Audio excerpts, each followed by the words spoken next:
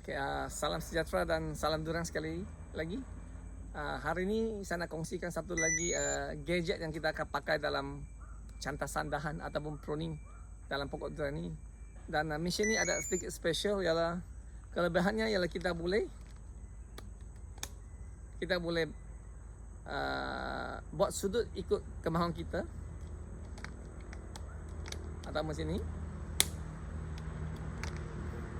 Oke, ini adalah kelebihannya. Kelebihan kedua ialah kita dapat memanjangkan pruning kita kepada 2.7 meter. Yang ini antara yang terpanjang sekali. Yang dulu saya ambil itu cuma 2.1 meter. Yang ini adalah 2.7 meter. Jadi kita dapat memotong dengan dahan yang lebih tinggi lagi.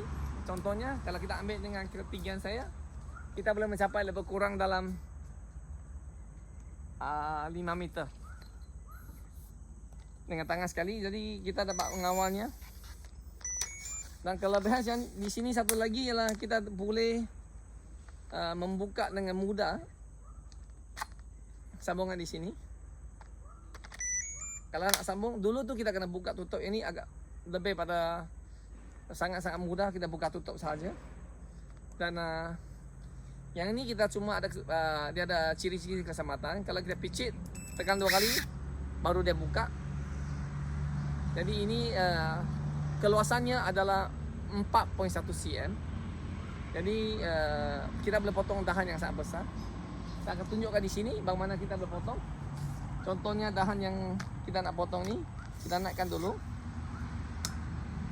Okay. Kalau dahan menegak ni, kita boleh terus potong saja.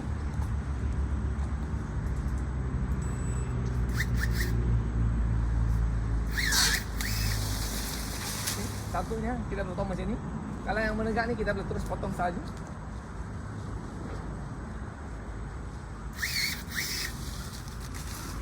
Jadi kita boleh mendapatkan dahan-dahan reproduktif ataupun yang selalu saya sebut dahan betina. Kalau yang menegak adalah dahan vegetatif ataupun kita panggil dahan jantan, mudah orang faham. Kalau kita sebut jantan, kita tahu dia tidak berbunga berbuah. Kalau betina tu kita tahu dia boleh berbunga berbuah. Jadi ataupun nama yang lebih saintifik adalah vegetatif ataupun reproduktif. Pruning merupakan faktor yang penting dalam pengurusan pokok durian. Kalau kita buat pruning yang baik, hasil kita sebenarnya akan lebih tinggi berbanding pokok yang saiz sama, dan bentuk buah pun lebih cantik. Pengurusan perosak adalah lebih mudah, dan kita boleh mengawal ketinggian pokok kita mengikut acuan kita sendiri. Dan sebenarnya kita mahukan pokok kita sebenarnya lebih rendah supaya semburan dari segi folia ataupun racun perosak dan penyakit mudah ataupun sampai kepada target yang kita nak. Dan seterusnya, dahan-dahan yang menegak ni sebenarnya bukan hanya tidak berbuah, dia juga bersaing zat dengan dahan mendata. Dan ini adalah ciri-ciri salah satu faktor yang penting dalam pengurusan durian. Kalau kita lihat balik pada pengurusan di kampung, biasanya kebanyakan pokok durian adalah pokok balak. Kenapa saya sebut pokok balak? Sebab dia adalah tinggi sangat dan berbuah di atas. Nak semua racun tak mungkin sampai. Nak semua racun perosak, kalau kita nak buat penjarangan buah grade C dan B nak buang pun tak sampai. Jadi antara salah satu yang kita harus pertimbangkan adalah cantasan dahan. Dan dahan yang bertindih juga boleh menyebabkan buah atas gugur, yang bawah juga terkena dan gugur. Gugur yang mentah, bukan gugur yang masak. Jadi cantasan dahan merupakan faktor penting dalam penanaman durian. Tetapi boleh dikatakan banyak yang diamalkan di pasaran dari segi cantasan tu.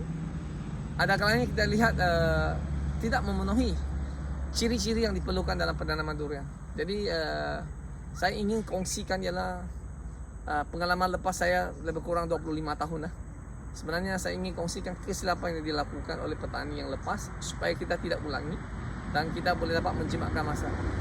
Kalau kita sudah pelajari Kecerdasan ini kita tidak boleh terlepas pandang lah. Kalau terlepas pandang sudah, orang kata nasi sudah jadi bubur. Terlewat memang kita nak bentuk balik agak sukar, dan kemungkinan besar tak dapat bentuk balik bentuk yang kita nak. Jadi saya rasa antara yang faktor penting ialah kita harus pastikan cerdasan ini kita buat dengan betul. Merentuh bulu biar daripada rebung.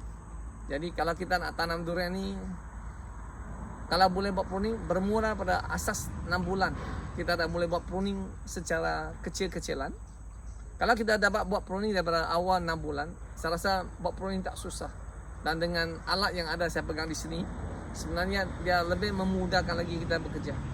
Dan hari ini kita dapati ialah banyak benda, kita ada banyak peralatan yang boleh membantu kita dalam melaksanakan kerja-kerja penyelenggaraan, terutama dari segi pruning, dari segi pembajaan, dari segi kawalan perosak dan penyakit dan lain-lain.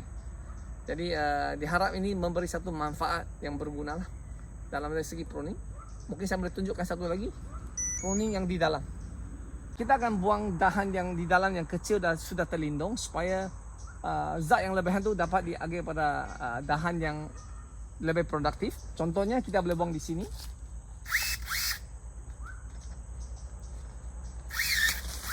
Dahan yang seperti ini kita harus buang sebab dia sudah kecil dan dia tidak akan membesar lagi. Contohnya satu lagi dahan di sini yang sudah di bawah terlindung di bawah cahaya matahari, kita boleh buang juga. Yang ini juga yang sudah terlindung.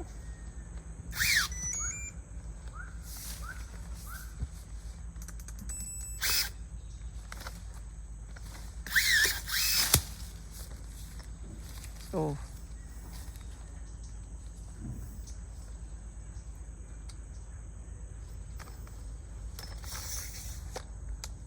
Dahan yang di bawah mungkin kita boleh buang. Kalau yang terlindung di bawah cahaya matahari kita boleh buang lah, supaya dia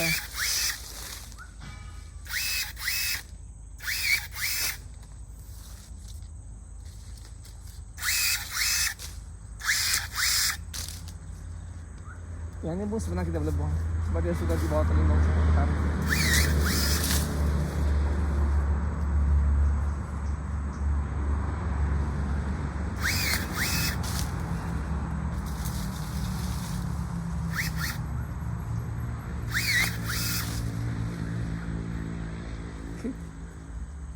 So ini antara ciri-ciri yang kita nakkan. Dan satu lagi kelebihan, kalau kita dapat membuang dahan secara berperingkat-peringkat, kita nampak pokok di sini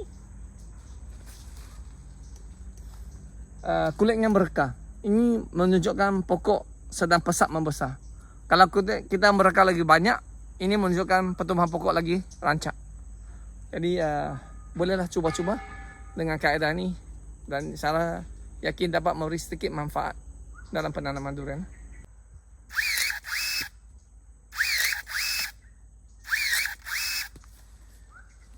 Jadi kita lihatlah, kalau ketebalan diameter seperti ini lebih kurang dalam 2 cm. Kalau kita nak potong secara manual, sangat berat, dan pekerja kalau potong lama tangan sakit lah. Jadi antara saya rasa yang cara terbaik ialah menggunakan kaedah bateri. Dan kecekapannya sebenarnya bateri ni satu pruning boleh buat kerja 4 orang pekerja, kelajuannya lah. Sebab satu pekerja tak letih sangat dan tak sakit tangan. Kedua, cara potong ni dia sangat mudah dan cepat. Pekerja tak perlu panjat pokok lagi. Dan kalau dulu kalau kita pakai gergaji, kalau yang kecil nak gergaji ni, sebenarnya kalau gergaji dia kemungkinan besar ada kecederaan sebab tak sekali potong habis. Kalau kita guna cara ni, dia agak rata bersih. Jadi kecederaan pun dapat dikurang. Contoh tengok ni, licin. Jadi ini antara kebaikan-kebaikan yang kita menggunakan ni lah. Jadi dari segi efisiensi ataupun kecekapannya, boleh dikatakan satu mesin ni seorang pekerja boleh buat 4 orang bekerja kelajuannya.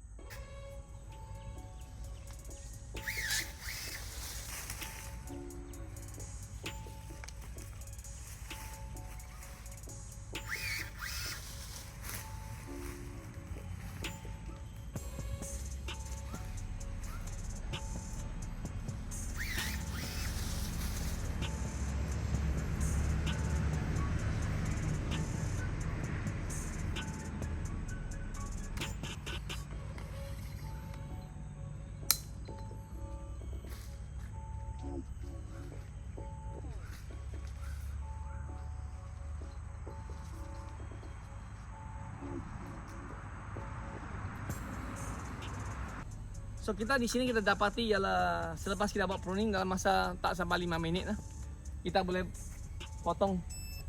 Biasanya kalau panjat tangan naik turun memerlukan masa yang panjang. Tetapi dengan kaedah ini kita cuma 5 minit kita boleh buat potongan sebanyak ini dan juga di sana.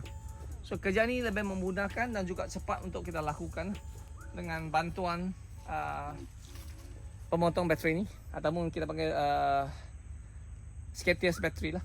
Jadi kerja kita mudah dan tak perlu kita panjat pokok. Kalau panjat pokok pun bahaya, kadang-kadang kita terjatuh kan. Jadi ini antara caranya kalau kita nak melakukan catasan dahan. Okay.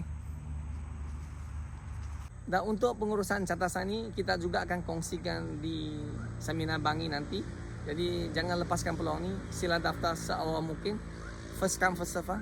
Siapa daftar dulu siapa dapat, sebab tempat memang terhad. Kita jumpa di sana ya.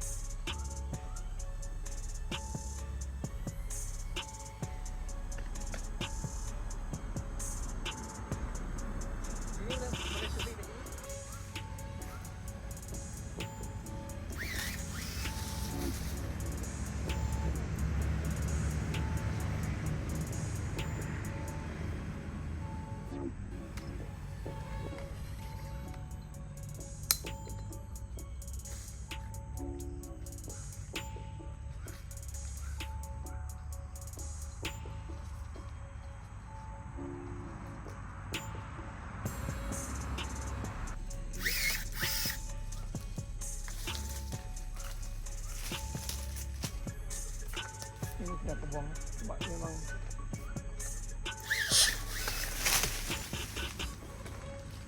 ini pucuk air kita buang.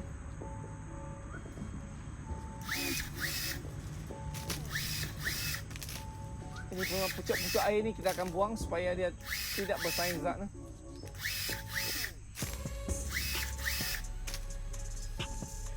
Kalau daun yang terlindung di bawah cahaya, tak dapat cahaya matahari itu juga adalah pesaing kepada pokok. Jadi kita harus buang lah. Contohnya tengok yang ni tak buang, dia sudah kering.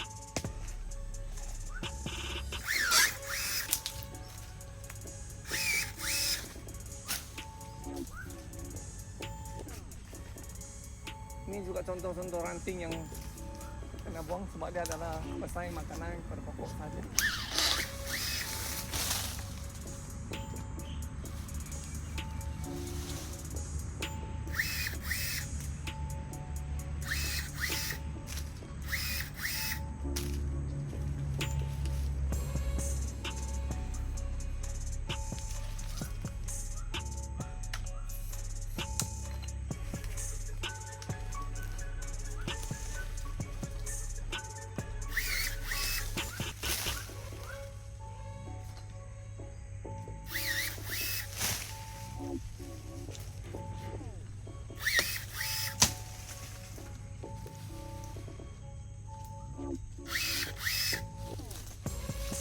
Ini adalah contoh-contoh daun yang